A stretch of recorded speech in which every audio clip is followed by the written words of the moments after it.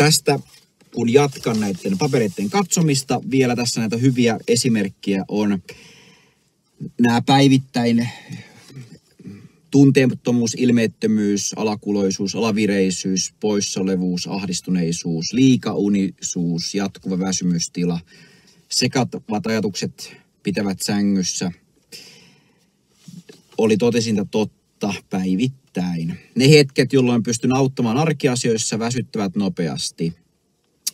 Ja sitten se, että, ja myös myöhemmin ja varsinkin alkuaikoina, niin asiat, että käyn hitaalla, välillä ajatustakkua ja yksinkertaiset asiat, laskut, tehtävät tuntuvat haasteellisen vaikealta.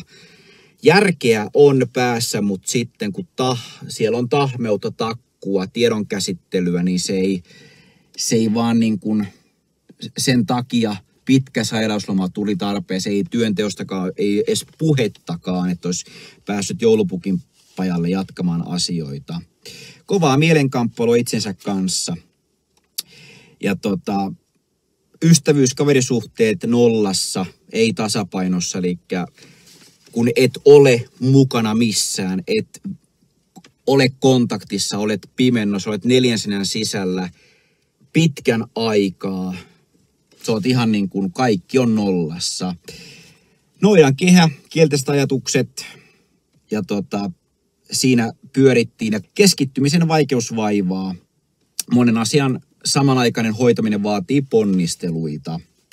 Tuossakin matkan aikana lääkitystähän koko ajan minullakin kasvatettiin sitten, eli kun lähdettiin pienillä määrillä liikkeelle, huomattiin, että se ei auttanut, otettiin uusi annos ja tuntuu, että luupäähän ei tunnu vaikuttavan ja ei mennä nyt vielä maksimimäärihin kuitenkaan, mutta vielä pykälää isompihin annosmäärin, että odotettiin, että alkaisiko se vaikuttamaan niin kuin toi lääke ollenkaan, kun tuntuu, että se oli niin kuin pelkkää alamäkeä.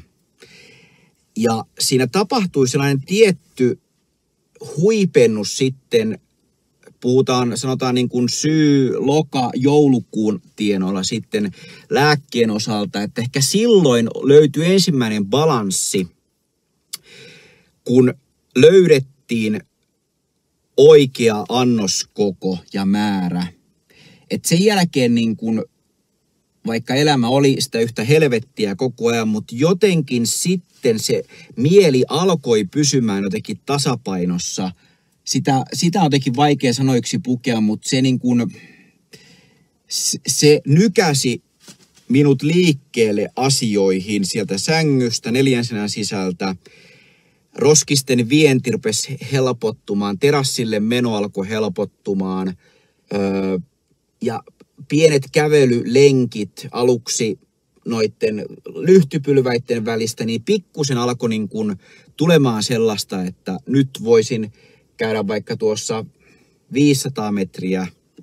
Pieniä tällaisia niin kuin pyrähdyksiä, eli alkoi tulemaan sellaista niin kuin, ja kun tsemppas itseään, alkoi tulemaan sellaista niin kuin voimaa, selittämätöntä, jonnekin tuonne pääkopan välittäjäaineisiin, niin pääsi sitten tekemään vähän pidempää lenkkiä. Kuntosali kautta juoksuhommat kuitenkin, ne oli poissa pelistä. Siinä psyyke ei kestänyt mitenkään. Tuohon aikaan niin ne sai kokonaan ihan unohtaa, että se alkoi niin kuin nollasta tollainen itsensä huolehtiminen jollakin tasolla, että pääsee 4 seinän sisältä pois.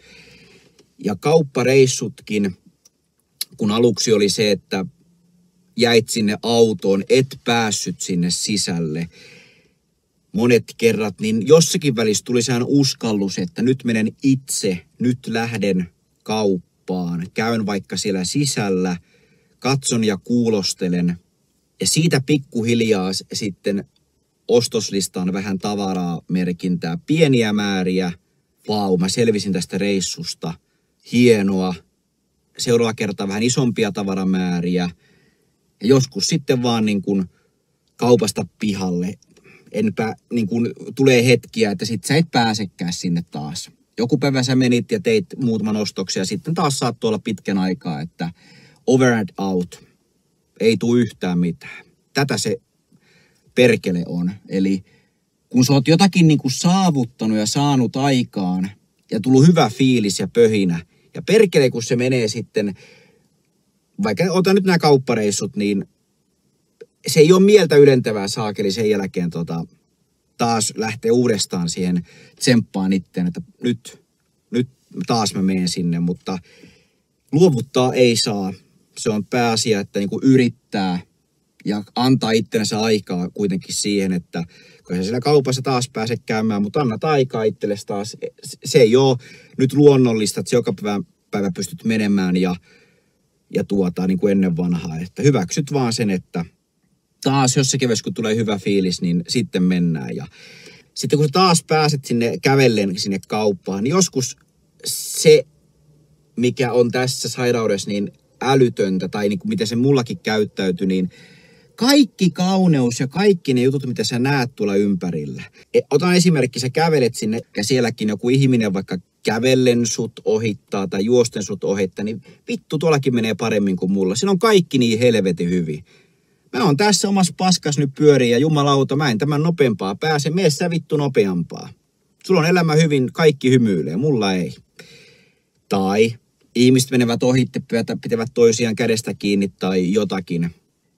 Sä et niin kuin, se vituttaa vaan se muiden ihmisten onni ja onnellisuus, kun sä et tunne mitään itse. Sua vaan vituttaa ihan kaikki. Vaikka sä et halua ihmisille pahaa, sä et halua niin kuin aiheuttaa pahaa mieltä eikä niin kuin sanoa ääneen, mutta kaikki kuule matkan varrella. Linnukki lentää ohitte ja vittu niillekin menee paremmin kuin mulla. Tai sitten niin kuin kasvit kasvavat, ne ovat nousseet tuolta kuule talven jäljiltä, ovat selvinneet talvesta ja nyt kukkivat näin kauniisti. Minä en kuki. Helvetti, teilläkin menee paremmin kuin mulla. Te kukitte, te olette onnellisia, te olette puhuneet kukkaan, minä en. Tai tuolla kivelläkin menee paremmin kuin mulla. Otat joku kiven sieltä maasta ja tuollakin menee paremmin kuin mulla ja näin se vaan on. Sanotaan näin, että periaatteessa 2021 vuosi kyllä oli hyvin pitkälti sellainen, että siellä oli vaan sitä huonoa päivää. Siinä ei juurikaan sitä sellaisia hyviä päiviä ollut. Kyllä siinä niitäkin oli. Voisi sanoa, että ehkä kun mentiin vuoden loppua kohti, niin tuli välillä hetkiä, että nyt hei, mä elän, vau, siistiä, nyt mä pystyn vaikka auton puunaaminen, mä en ole tehnyt sitä moneen kuukauteen, nurmikon leikkaaminen tai mikä tahansa iloinen asia, niin pystyy tekemään niin kuin tosi kovalla sykkeellä.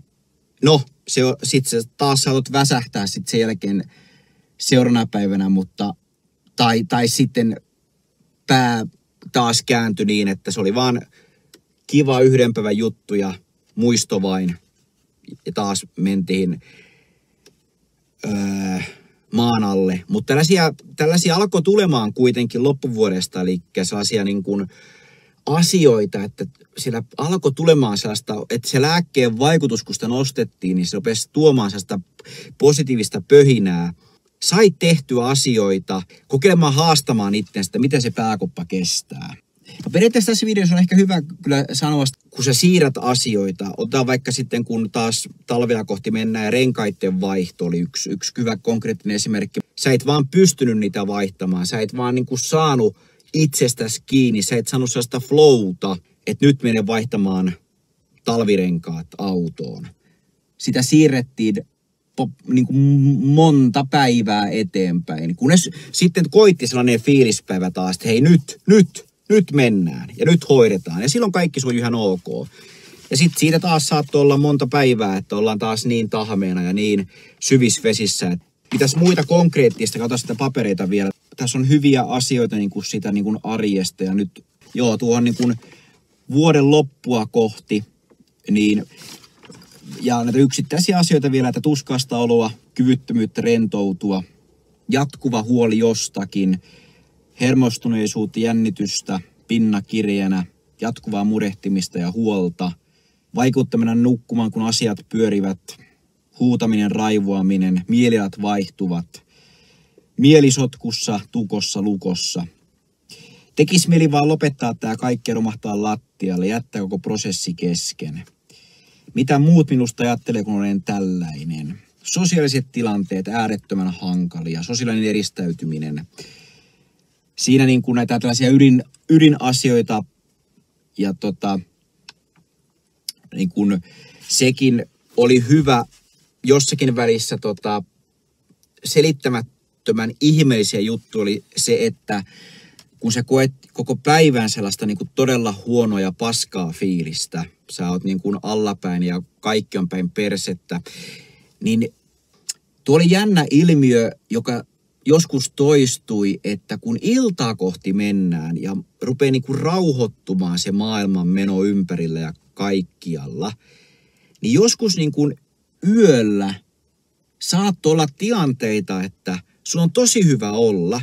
Se on koko päivän kärsinyt kaikesta niin kuin tuskasta, paskasta ja kaikki mennyt päin helvettiä. Ja sitten illalla tulee sehän rauha ja sellainen tunne, että hei, nyt mä taas niin kuin elän.